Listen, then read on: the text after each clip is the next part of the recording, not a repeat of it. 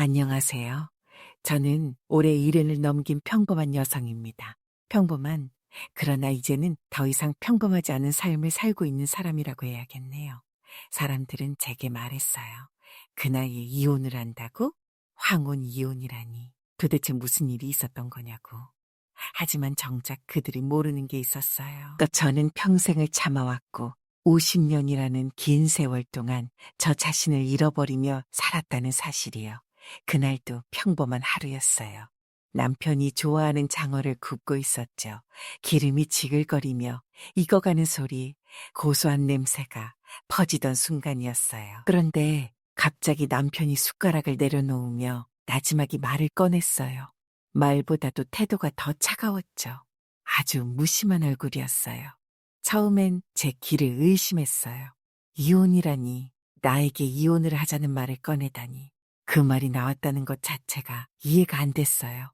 손에 들고 있던 집게를 떨어뜨렸어요. 기름이 튀어올라 손등이 뜨겁게 달아올랐지만 그건 신경도 안 쓰였어요. 그냥 멍해졌었죠. 50년을 함께한 남편이 이제 와서 끝내자는 말을 하고 있는 거였어요. 그런데 더 황당했던 건 남편의 태도였어요. 죄책감도 없고 미안함도 없는 얼굴이었어요. 오히려 홀가분해 보였어요. 마치 오래 묵혀둔 숙제를 끝내는 기분으로 하는 말 같았어요. 그 순간 가슴이 내려앉았어요. 내가 견디며 살아온 세월은 뭐였던 걸까? 모든 게 머릿속에서 엉켜버렸어요. 남편이 나를 바라보던 순간들이 스쳐 지나갔어요. 식탁에서 항상 신문만 보며 나를 무시하던 모습, 아이들이 울고 있을 때도 모른 척하던 태도, 내가 아파 끙끙 앓아도 문을 닫아버리던 손길, 그리고 수상한 향기를 풍기며 집에 들어오던 그 밤들, 그제야 깨달았어요. 그는 이미 오래전부터 나와의 결혼 생활을 끝냈던 거예요. 단지 종이 한 장만 남아있었을 뿐이었어요. 이혼이라는 말을 듣고 나니 오히려 허탈해졌어요. 결국 이렇게 될 걸 알면서도 나는 뭘 그렇게 붙잡고 살았던 걸까 싶었어요. 나는 그 길로 방으로 들어가 옷을 챙겨 입었어요. 가만히 앉아 말싸움을 할 필요도 없었죠. 자식들에게 연락도 안 했어요. 이미 그들도 남편과 나의 관계에 무관심해진 지 오래였거든요. 몇 년 전부터 자식들은 늘 같은 말을 했어요. 엄마, 그냥 참아. 이혼하면 돈도 못 받아. 나는 그 말을 들을 때마다 가슴이 무너졌어요. 내 자식들에게조차 나는 그저 돈과 연결된 존재였구나 싶었어요. 나는 현관문을 열고 나왔어요. 바람이 차가웠어요. 갈 곳이 없다는 걸 알면서도 다시는 그 집으로 돌아가고 싶지 않았어요. 밤길을 걸으며 생각했어요. 나는 무엇을 위해 살았을까?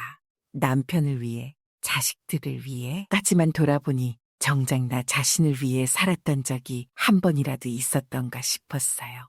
그제야 진짜 이혼이 무엇인지 깨달았어요. 단순히 남편과 헤어지는 게 아니었어요. 그건 내가 나를 되찾는 과정이었어요. 50년 동안 잃어버린 나를 찾아가는 길. 그날 밤 나는 처음으로 자유를 동시에 두려웠어요. 이제부터 나는 혼자가 되는 걸까요? 아니면 이제야 비로소 나 자신으로 살게 된 걸까요? 처음부터 이상한 기운이 없었던 건 아니었어요. 남편은 항상 조용했어요. 말수가 적었고 감정을 잘 드러내지 않았죠. 밖에서는 점잖고 신사적인 사람이었지만 나이야 집에서는 무관심과 냉소가 가득한 사람이었어요. 저는 그걸 원래 그런 성격이겠지 하고 넘겼었어요. 하지만 시간이 지나면서 알게 됐죠. 이 사람이 나와 함께 있는 동안에도 나와는 전혀 다른 삶을 살고 있었다는 걸요. 결혼한 지 10년쯤 되었을 무렵이었어요. 어느 날 저녁 남편이 늦게 들어왔어요. 옷을 걸치고 방으로 들어가려던 그의 어깨에서 은은한 향기가 스쳤어요. 나는 낯선 느낌을 받았지만 그냥 밖에서 누구랑 부딪혔겠거니 했었죠. 그런데 이상하게도 그 냄새는 몇 번이고 반복되었어요. 그렇게 몇 년이 흘렀어요. 어느 날 남편이 샤워를 하고 있는 동안 무심코 그의 양복 주머니를 확인했었어요. 세탁소에 맡기려고 했던 거였죠. 그런데 그 안에서 작은 메모지가 나왔어요. 나는 그 종이를 손에 쥐고 멍하니 서 있었어요. 그 메모에는 짧은 문장이 적혀 있었어요. 발찌가 마음에 든다는 말과 다음 약속이 적혀 있었어요. 나는 심장이 내려앉는 기분이었어요. 남편이 집에 들어올 때마다 풍기던 낯선 향수 냄새와 그 메모가 맞물리며 모든 게 선명해졌어요. 남편은 그동안 나를 속이고 있었던 거였어요. 묻지도 않았어요. 그냥 모른 척 했어요. 아이들도 어렸고 그저 이 가정을 유지하는 게 중요하다고 생각했었죠. 남편이 어디에서 누구와 무슨 일을 하는지 묻지 않으면 아무 일도 일어나지 않은 것처럼 살 수 있을 거라 믿었어요. 그렇게 저는 아내라는 이름으로 남편의 그림자가 되어 살아갔어요. 시간이 흘러 자식들이 다 커버리고 나서야 저는 조금 더 남편을 찬찬히 들여다볼 수 있었어요. 그리고 그제야 깨달았죠. 남편은 오래전부터 나와의 인생을 끝내놓고 있었어요. 어느 날이었어요. 집을 청소하다가 남편이 쓰던 작은 서랍을 열었어요. 남편이 늘 잠가놓던 서랍이었는데 그날따라 열려 있었어요. 그 안에는 두꺼운 봉투가 있었어요. 저는 아무 생각 없이 그것을 꺼내 들었죠. 그리고 거기서 전혀 본 적 없던 통장을 발견했어요. 통장에 적힌 이름은 내 것도 남편 것도 아니었어요. 순간 손이 떨렸어요. 이건 뭐지? 왜 우리 가족 중 누구의 이름도 아닌 거지? 그때부터 머릿속이 복잡해졌어요. 나는 그날 밤 남편의 표정을 유심히 살폈어요. 하지만 그는 늘 그래왔듯이 아무렇지 않은 얼굴로 저녁을 먹고 TV를 보며 시간을 보냈어요. 그때 깨달았어요. 이 사람은 이걸 숨기는 것조차 자연스러워졌구나. 나를 속이는 게 습관이 되어버렸구나. 그날 이후로 저는 남편에게 어떤 질문도 하지 않았어요. 어디를 가든 누구를 만나든 어떤 돈을 쓰든 상관하지 않았어요. 이제 와서 따진다고 해결될 문제가 아니라는 걸 너무 늦게 깨달았어요. 그래서 그날 남편이 이혼을 말했을 때 나는 조금도 놀라지 않았어요. 남편은 오랜 시간 동안 나와 살면서도 혼자였어요. 그의 삶에서 나는 그저 배경에 불과했어요. 마치 손때 묻은 가구처럼 익숙하지만 신경 쓸 필요 없는 존재였던 거죠. 그러니 이제 와서 끝내자고 말하는 게 그에게는 아무런 의미도 없었겠죠. 나는 그날 조용히 가방을 챙겼어요. 남편이 뭔가를 말하려는 기색을 보였지만 나는 듣지 않았어요. 이제 와서 듣는다고 달라질 것도 없었고 나에게 상처가 될 말밖에 나오지 않을 걸 알았어요. 나는 그냥 문을 열고 나왔어요. 그 순간 바람이 불어왔어요. 차가운 공기가 뱃속으로 깊이 들어왔어요. 그 공기를 들이마시며 생각했어요. 나는 이 사람이 없는 세상을 살아갈 수 있을까? 아니, 나는 이제야 진짜 살아가는 거 아닐까? 그렇게 남편과의 마지막 밤이 지나갔어요. 우리는 한 집에 있었지만 서로를 보지도 말을 섞지도 않았어요. 어쩌면 그게 우리의 결혼 생활을 가장 잘 보여주는 장면이었을지도 몰라요. 그제야 깨달았어요. 나는 이 사람과 결혼한 게 아니라 그냥 50년을 함께 있었던 거였어요. 끝이에요. 남편이 집을 비운 날, 저는 그의 방을 정리하고 있었어요. 예전에는 그의 물건을 손대지 않았었죠. 하지만 이제 와서 그런 게 무슨 의미가 있을까 싶었어요. 책장에 쌓여있던 서류들을 정리하다가 서랍 한쪽에 묵직한 봉투가 놓여있는 걸 발견했어요. 별 생각 없이 꺼내 펼쳤는데 안에는 익숙한 듯 하면서도 낯선 문서들이 들어있었어요. 한 장, 두 장 읽어 내려갈수록 머릿속이 아득해졌어요. 내 이름이 적혀 있었어요. 내가 모르는 계약서와 금융 서류들이 나왔어요. 하지만 그 문서들 속의 서명은 내 것이었어요. 나는 이런 서류에 서명한 적이 없었어요. 하지만 문서 어디에도 남편의 이름은 없었어요. 그 중에서도 가장 눈에 띄는 것이 계약서였어요. 내 이름으로 거액의 대출이 잡혀 있었어요. 내가 언제 어디서 이런 돈을 빌렸던 걸까? 생각하면 할수록 머리가 복잡해졌어요. 그리고 그 옆에는 또 다른 통장이 있었어요. 나 처음 보는 은행 이름이 적혀 있었고 그 안에는 내가 알지 못하는 돈이 오가고 있었어요. 내 통장이 아니었어요. 남편의 통장도 아니었어요. 마지막 페이지를 넘겼을 때 거기에 찍혀있던 낯선 이름을 보자 숨이 멎는 것 같았어요. 내가 한 번도 들어본 적 없는 이름. 그제야 모든 게 선명해졌어요. 남편이 나를 떠날 준비를 한 게 하루 이틀의 일이 아니었구나. 그는 이 오래전부터 나 없는 삶을 계획하고 있었어요. 이혼을 갑작스럽게 말한 게 아니었어요. 그는 한참 전부터 나를 정리하고 있었던 거였어요. 그날 밤 남편이 돌아왔을 때 저는 아무 말도 하지 않았어요. 책상 위에 놓인 그 서류들을 보지도 않았어요. 남편은 평소처럼 아무렇지도 않게 저녁을 먹고 텔레비전을 보며 시간을 보냈어요. 저는 그를 바라보면서 생각했어요. 이 사람은 단 한 번이라도 나를 사랑한 적이 있었을까? 50년이라는 세월 동안 정말 단 한순간이라도 나를 배우자로 생각한 적이 있었을까? 아니었겠지. 그렇지 않았다면 내 이름을 몰래 이용해 돈을 빌리고 다른 여자와 함께 쓸 돈을 모아두지는 않았겠지. 그제야 확신이 들었어요. 더 이상 이 사람에게 묻지 않아야겠다고. 왜 그랬냐고 따져봤자 어차피 돌아올 대답은 뻔했어요. 변명, 거짓말, 무시, 그리고 또다시 반복되는 무관심. 나는 그렇게까지 비참해지고 싶지 않았어요. 그래서 다음 날 남편보다 먼저 집을 나왔어요.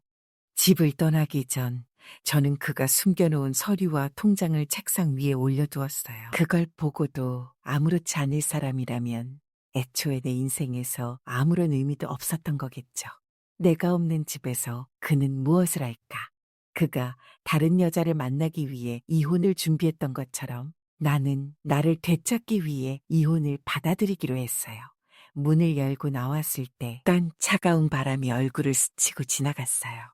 깊게 들이마시자 어쩐지 심장이 쿵 내려앉는 기분이었어요. 나는 이제 혼자가 되는 걸까? 아니면 이제야 진짜 내 삶을 살게 되는 걸까? 아직 그 답은 모르겠어요. 하지만 확실한 건 더 이상 그 사람과 함께 할 수 없다는 거였어요. 남편이 다른 여자를 만나고 있었다는 걸 알게 된 건 순전히 우연한 계기였어요. 남편이 나 몰래 돈을 빌리고 내 이름으로 대출을 받았다는 걸 알았을 때부터 뭔가 이상하다고 느꼈었어요. 하지만 단순히 돈의 문제가 아니었어요. 그 돈이 어디로 흘러갔는지 확인하고 싶었어요. 그래서 남편의 계좌를 하나하나 살펴보던 중이었어요. 규칙적으로 빠져나간 돈이 있었어요. 일정한 금액이 같은 계좌로 몇 년째 흘러가고 있었어요. 수차례 반복된 기록이 선명했어요. 그 이름을 본 순간 손이 덜덜 떨렸어요. 그녀는 내가 알던 사람이었어요. 그녀는 오랜 시간 알고 지낸 후배였어요. 사적으로는 가까운 사이가 아니었지만 몇 번 함께 식사를 했었고 가정 행사에 초대한 적도 있었어요.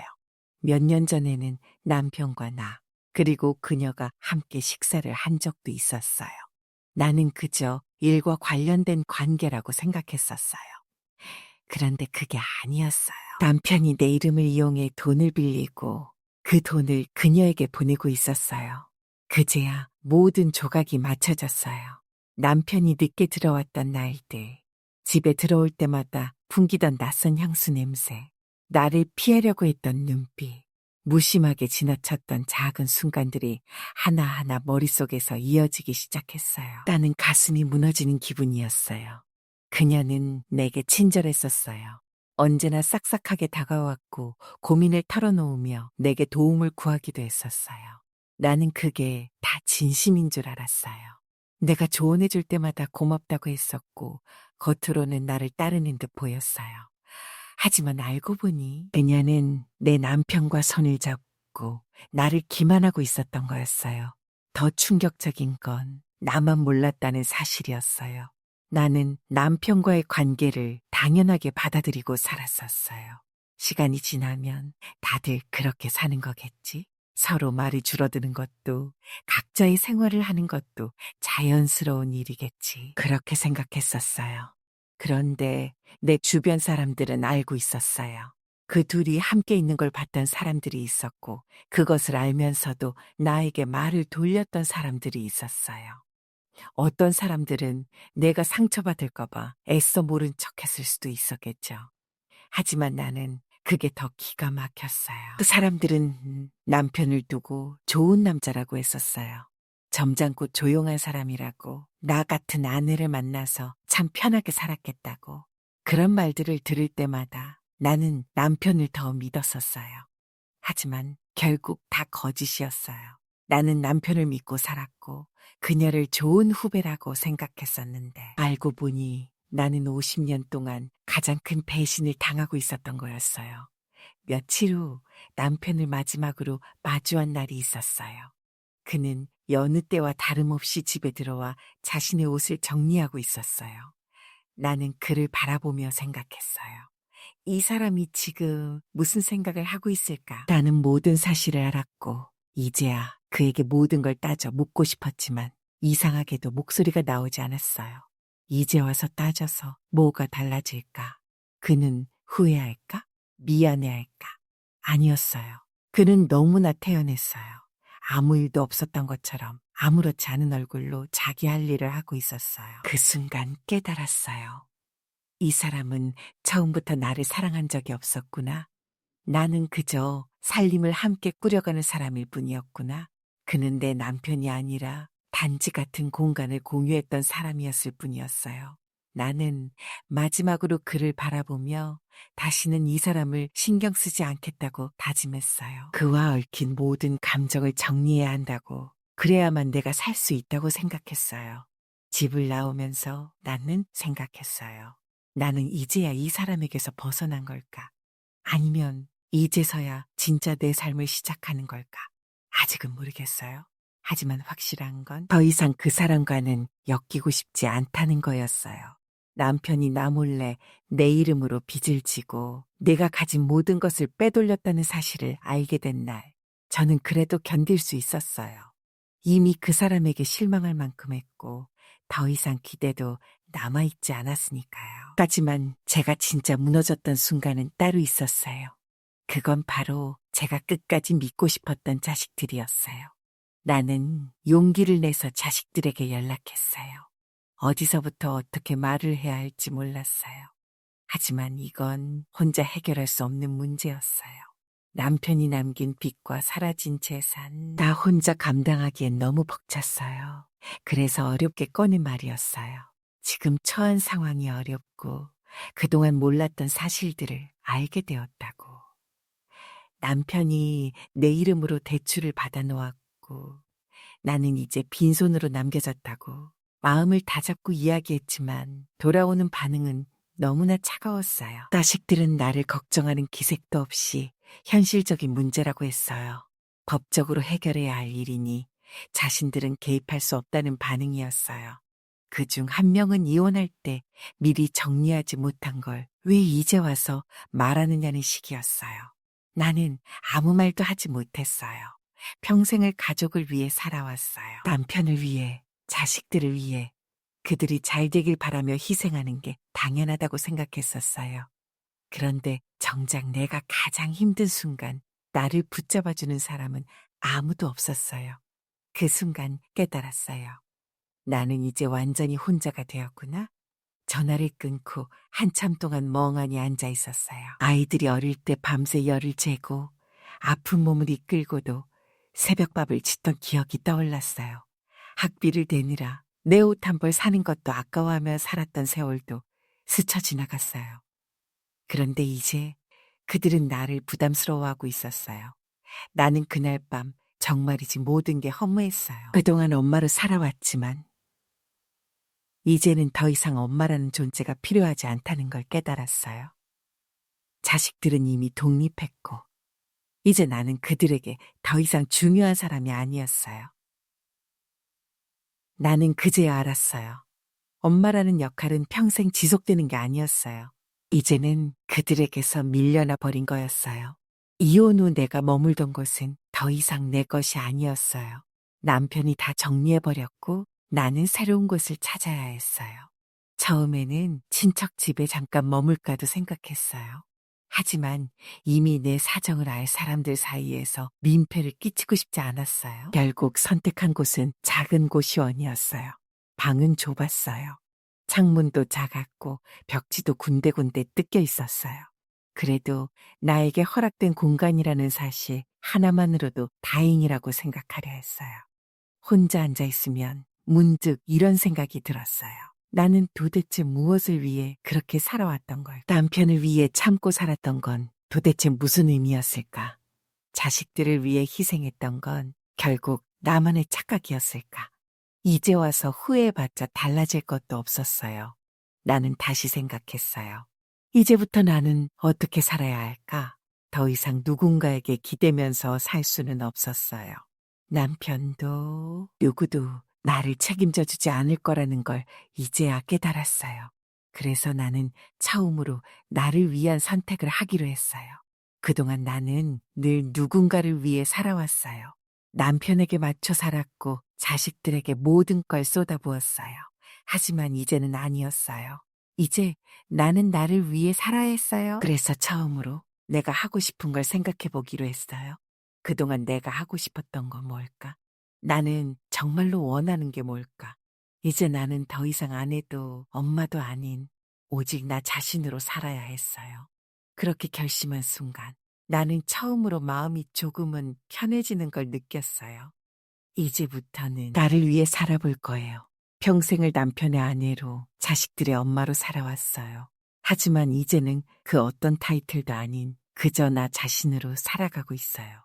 남편과 이혼한 후 그가 내 이름으로 남긴 빚을 알게 되었고 내 재산이 사라졌다는 사실을 깨달았어요. 그리고 마지막으로 믿고 싶었던 자식들마저 나를 외면했었죠. 모든 걸 잃었다고 생각했어요. 하지만 그게 끝이 아니었어요. 나는 평생 참고 살았어요. 남편의 무관심에도 자식들의 이용에도 모든 걸 묵묵히 견디며 살아왔어요. 하지만 이제는 아니었어요. 내가 했던 모든 짓을 세상에 알릴 차례였어요. 나는 남편이 내게 저지른 짓을 법적으로 해결하기로 마음먹었어요. 변호사를 찾아갔어요. 남편이 내 명의를 이용해 대출을 받았고 재산을 빼돌린 사실을 설명했어요. 가지고 있던 서류들도 하나하나 내밀었어요. 은행 기록 대출 서류, 내 이름으로 되어 있었던 계약서들. 변호사는 한참 동안 서류를 살펴보더니 조용한 목소리로 설명을 이어갔어요. 남편이 법적으로 문제가 될 만한 행동을 했다는 건 명백했어요. 하지만 그는 이미 모든 걸 치밀하게 계획해둔 상태였어요. 대출 서류는 모두 내 서명이 들어가 있었고 법적으로는 내가 스스로 한 결정처럼 보이게 되어 있었어요. 나는 너무 억울했어요. 내가 동의한 적도 없는 일들이 마치 내가 원해서 했던 것처럼 기록되어 있었어요. 하지만 남편이 내 이름을 이용해 모든 걸 정리해둔 이상 증명하는 것이 쉽지 않다고 했어요. 변호사는 법적으로 대응할 방법이 있긴 했지만 소송이 길어질 것이고 내가 돌려받을 수 있는 건 거의 없을 거라고 했어요. 남편이 이미 모든 재산을 빼돌린 상태였기 때문에 현실적으로 되찾을 수 있는 게 거의 없다고 했어요. 나는 그 자리에서 한참 동안 멍하니 앉아 있었어요. 이제 와서 싸운다고 나는 뭘 얻을 수 있을까? 하지만 나는 결심했어요. 이대로 당하고만 있지는 않겠다고. 나는 변호사의 도움을 받아 남편의 행동을 하나하나 정리했어요. 그리고 그 모든 사실을 내 주변 사람들에게 알리기로 했어요. 남편은 오랫동안 점잖고 조용한 사람이라는 평판을 가지고 있었어요. 책임감 있는 가장처럼 보였고 다들 그를 괜찮은 남자라고 생각하고 있었어요. 하지만 나는 이제 그 가면을 벗기기로 했어요. 나는 남편의 지인들에게 연락을 했어요. 남편과 함께 알고 지냈던 사람들에게 내가 겪은 일들을 하나하나 털어놓았어요. 사람들은 놀라워했어요. 어떤 사람들은 믿지 못하겠다는 얼굴을 했고 어떤 사람들은 묘하게 어색한 표정을 지었어요. 나는 그 표정을 보면서 깨달았어요. 이들 중 일부는 이미 알고 있었구나.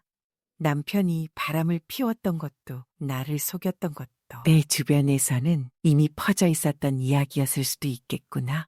다만 아무도 내게 말하지 않았을 뿐이었어요. 나는 더 이상 신경 쓰지 않기로 했어요. 이제는 내가 진실을 말해야 할 때였어요. 나는 마지막으로 자식들에게 연락을 했어요. 그냥 내가 하고 싶은 말을 하기 위해서였어요. 나는 처음으로 솔직한 감정을 전했어요. 그동안 엄마로 살아왔지만 이제는 더 이상 엄마라는 역할에 묶여 있고 싶지 않다고. 나는 내 인생을 살 거라고. 그리고 앞으로는 그들도 나를 필요할 때만 찾지 않았으면 좋겠다고. 나는 평생을 가족을 위해 희생하며 살아왔어요. 하지만 이제는 그러고 싶지 않았어요. 나는 마지막으로 나를 위해 살아보기로 했어요. 나는 모든 걸 정리하고 처음으로 혼자 여행을 떠났어요. 어디로 가야 할지 몰랐어요. 하지만 상관없었어요. 이제부터는 내가 가고 싶은 곳으로 가면 되는 거였어요. 그동안 나는 남편의 아내로 자식들의 엄마로 살았어요. 하지만 이제는 아니었어요. 이제 나는 나로서 살아갈 거예요. 그렇게 나는 다시 시작하기로 했어요. 그래서 처음으로 혼자 여행을 떠나기로 했어요. 작은 배낭을 하나 메고 기차를 탔어요. 어디로 가야 할지도 몰랐어요. 그냥 무작정 떠나고 싶었어요. 창밖을 바라보면서 내가 어디를 향하고 있는지조차 모르겠다는 생각이 들었어요. 그런데도 이상하게 마음이 편했어요. 누구를 위해서 떠나는 게 아니라 오롯이 나를 위해 떠나는 길이었어요. 기차가 달리면서 나는 문득 떠올렸어요. 남편과 함께했던 50년 동안 나는 단 한 번도 이런 자유를 느껴본 적이 없었어요. 여행을 가도 남편이 원하는 곳으로 갔고 자식들이 좋아하는 음식만 먹었어요. 하지만 이번에는 달랐어요. 어디든 갈 수 있었어요. 나는 이제 나 혼자였으니까요. 기차에서 내려 바다를 처음 봤을 때 깐니 너무 생생해서 순간 숨을 멈췄어요. 차가운 바람이 얼굴을 스치는데 그 바람이 이렇게 시원하다는 걸 처음 알았어요. 나는 바다를 보며 깊이 숨을 들이마셨어요. 이제야 정말로 살아있는 것 같았어요. 이혼을 했을 때 나는 모든 걸 잃었다고 생각했어요. 남편도 자식들도 내 삶을 지탱해주던 모든 것들이 사라졌어요. 그런데 이제 알았어요. 나는 잃은 게 아니라 처음으로 내 인생을 가지게 된 거였어요. 나는 더 이상 남편의 아내가 아니었어요. 나는 더 이상 자식들의 엄마로만 존재하지 않았어요. 나는 오롯이 나 자신으로 살 수 있었어요. 나는 이제 새로운 인생을 시작할 거예요. 70이 넘었다고 해서 인생이 끝난 건 아니었어요. 이제부터는 나를 위해 살아볼 거예요. 진짜 내 인생을 위해. 나는 이제 나 자신으로 살아가요. 늦었다고 생각했지만 사실은 이제야 내 인생을 살게 된 거였어요. 혼자가 된다는 게 처음에는 두려웠지만 이제는 조금씩 익숙해지고 있어요. 내가 가고 싶은 곳으로 가고 내가 먹고 싶은 걸 먹고 내가 하고 싶은 일을 하면서 살아가요. 예전에는 남편의 그림자 속에서 살면서도 그게 정상이라고 생각했어요. 하지만 이제는 더 이상 과거에 갇혀 살지 않아요. 나는 나를 위해 선택하고 나를 위해 하루하루를 살아가요. 이 이야기를 듣고 계신 분들 중에서도 저처럼 오랜 세월 참고 살아오신 분들이 있을 거예요. 누군가를 위해 살다가 정작 나 자신은 잃어버린 채 살아온 분들. 만약 그렇다면 저처럼 늦게라도 한 번쯤은 나를 위해 살아보셨으면 해요. 이제는 나도 그렇게 살아가려고 해요. 지금까지 제 이야기를 들어주셔서 감사합니다.